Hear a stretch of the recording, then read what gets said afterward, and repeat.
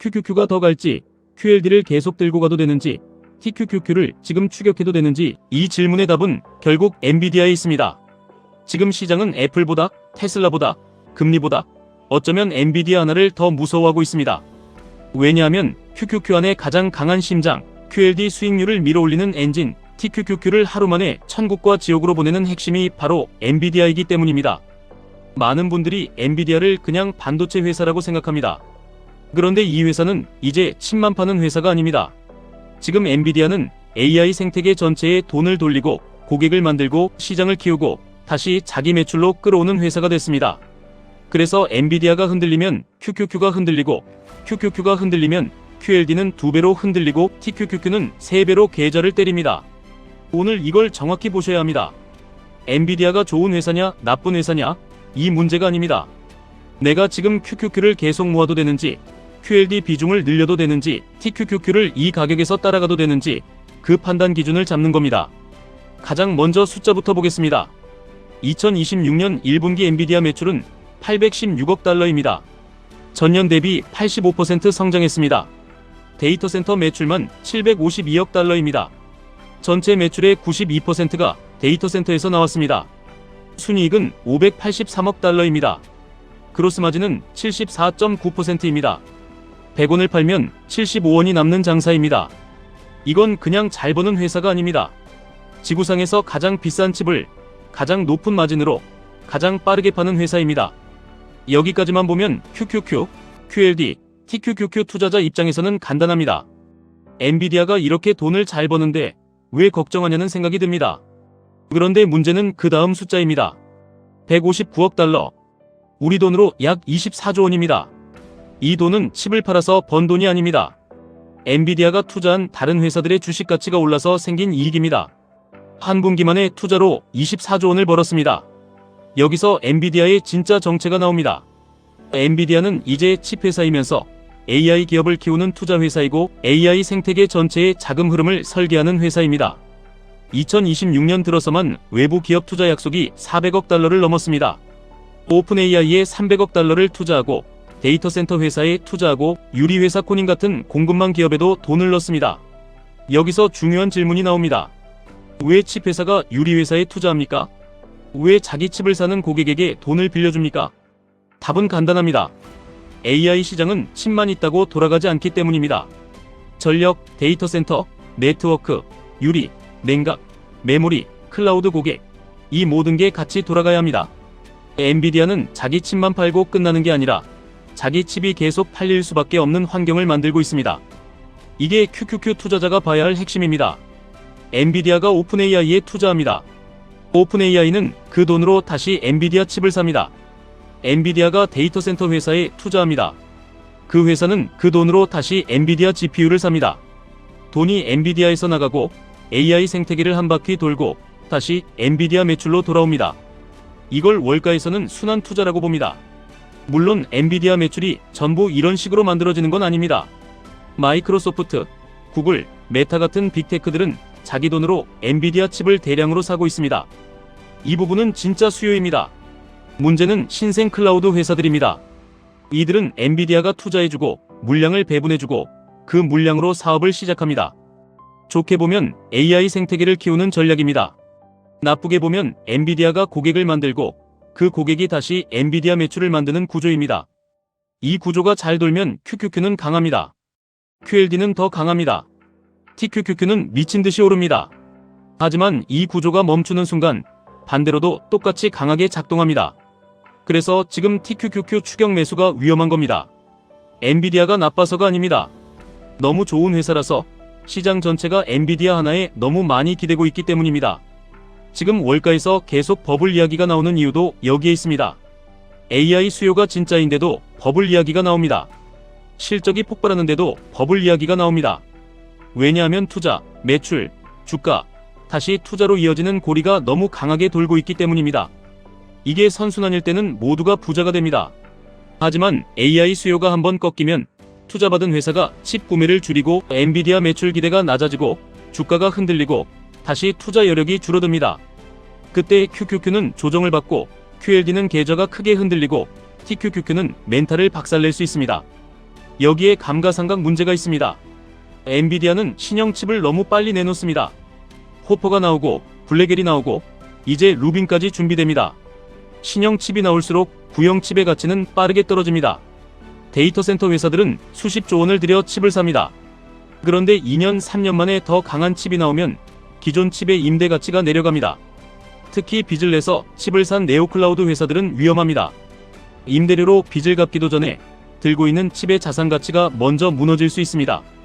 이건 엔비디아 자체보다 엔비디아 주변 생태계의 약한 고리입니다. 그리고 또 하나는 중국입니다. 미국의 수출 규제로 엔비디아는 중국 데이터 센터 시장에서 사실상 밀려났습니다. 2026년 1분기 중국 데이터 센터 매출은 0에 가까웠습니다. 1년 전 같은 분기에는 46억 달러였습니다. 단순히 매출 하나를 잃은 게 아닙니다.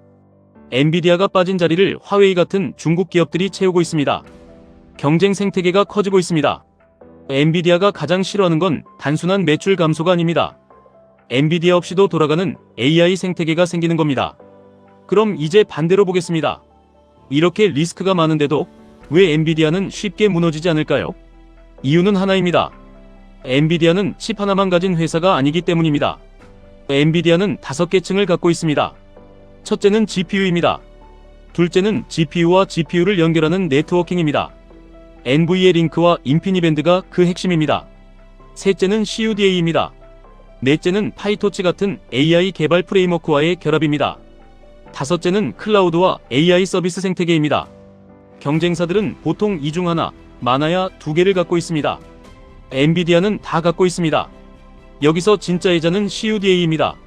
CUDA는 2007년부터 쌓인 엔비디아의 소프트웨어 성벽입니다. 전 세계 AI 개발자들이 CUDA 위에서 개발합니다. 대학도 CUDA를 가르치고 논문도 CUDA 기준으로 성능을 비교하고 스타트업도 CUDA 엔지니어를 뽑습니다. 칩은 바꿀 수 있습니다. 하지만 개발자 습관, 코드, 라이브러리, 교육, 채용, 검증 시스템 전체를 바꾸는 건 완전히 다른 문제입니다. 이게 QQQ 장기 투자자가 엔비디아를 쉽게 버리면 안 되는 이유입니다. 경쟁은 분명히 커집니다. 구글은 TPU를 만듭니다. 아마존은 트레이니엄을 만듭니다. AMD는 MI400으로 치고 들어옵니다. 메타도 엔비디아를 사면서 동시에 AMD 칩을 삽니다. 이건 엔비디아를 버린 게 아닙니다. 엔비디아에게 너무 의존하지 않겠다는 신호입니다. 빅테크들은 모두 같은 생각입니다. 엔비디아가 필요하지만 엔비디아에게 끌려다니고 싶지는 않습니다. 그래서 자체 칩을 만들고 AMD를 키우고 TPU를 외부에 팔기 시작합니다. 그런데 여기서 중요한 역설이 있습니다. 경쟁자가 늘어나는 게 엔비디아에게 꼭 나쁜 일만은 아닙니다. AI 칩 시장 점유율이 90%에서 75%로 내려가도 시장 전체가 2배로 커지면 엔비디아의 절대 매출은 오히려 늘어납니다. QQQ 투자자는 이걸 봐야 합니다. 점유율만 보면 빼앗기는 것 같습니다. 하지만 시장이 폭발하면 가장 큰 조각을 가진 회사는 계속 커집니다. QLD 투자자는 여기서 비중을 조절해야 합니다. 엔비디아의 해자가 살아있고 AI 인프라 투자가 계속된다면 QLD는 들고 갈 힘이 있습니다. 하지만 고점에서 한 번에 몰빵하면 중간 조정에서 버티기 어렵습니다. TQQQ 투자자는 더 냉정해야 합니다. 엔비디아가 장기적으로 강하다는 말과 오늘 TQQQ를 추격해도 된다는 말은 완전히 다릅니다. 좋은 회사도 비싸게 사면 고통스럽고 좋은 시장도 레버리지로 고점에서 사면 계좌가 먼저 무너집니다. 이제 한국 반도체까지 봐야 합니다. 엔비디아가 아무리 강해도 혼자 칩을 만들지 못합니다.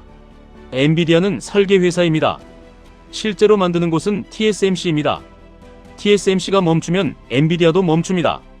그리고 엔비디아 칩은 HBM 없이는 제대로 작동하지 않습니다. HBM을 가장 잘 만드는 회사가 SK하이닉스와 삼성전자입니다. 그래서 젠슨 황이 한국에 오는 겁니다. 한국을 좋아해서가 아닙니다. 엔비디아 제국을 계속 굴리려면 HBM 공급이 끊기면 안 되기 때문입니다.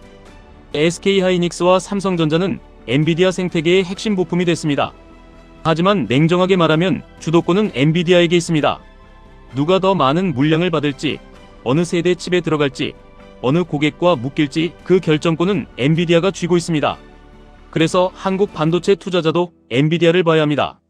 SK하이닉스와 삼성전자만 보면 반쪽입니다. 엔비디아 수요가 계속되는지, HBM 가격이 버티는지, 빅테크 설비 투자가 줄지 않는지 이 세 가지가 같이 가야 합니다. 마지막으로 투자자 관점에서 정리하겠습니다. 엔비디아 실적은 폭발하고 있습니다. 그런데 주가는 예전만큼 미친 듯이 움직이지 않습니다. 이유는 간단합니다. 이미 너무 많이 올랐고 시장 기대치가 너무 높아졌기 때문입니다. 과거에는 실적이 예상보다 20%, 30% 더 잘 나오면 주가가 폭발했습니다. 그런데 이제는 5% 더 잘 나와도 시장이 크게 놀라지 않습니다. 회사가 나빠진 게 아닙니다. 시장이 엔비디아에게 요구하는 기준이 말도 안 되게 높아진 겁니다. 이게 지금 QQQ, QLD, TQQQ 투자자가 반드시 이해해야 할 포인트입니다. 엔비디아가 좋은 회사라는 건 이미 모두가 압니다. 중요한 건 좋은 회사가 아니라 좋은 가격입니다. QQQ는 조정이 오면 모아갈 수 있습니다. QLD는 조정 구간에서 분할로 접근해야 합니다. TQQQ는 흥분해서 따라가는 상품이 아니라 공포가 왔을 때 현금으로 대응하는 상품입니다. 지금 시장에서 봐야 할 건 두 가지입니다. 첫째, 순환이 계속 도는지 봐야 합니다. 마이크로소프트, 구글, 메타 같은 하이퍼스케일러들이 AI 설비 투자를 계속 늘리는지 봐야 합니다. 엔비디아가 투자한 회사들이 계속 칩을 사는지 봐야 합니다. 둘째, CUDA 해자가 버티는지 봐야 합니다. 구글 TPU와 AMD가 얼마나 빠르게 따라오는지 봐야 합니다. 하지만 동시에 개발자 생태계가 쉽게 움직이지 않는다는 것도 봐야 합니다.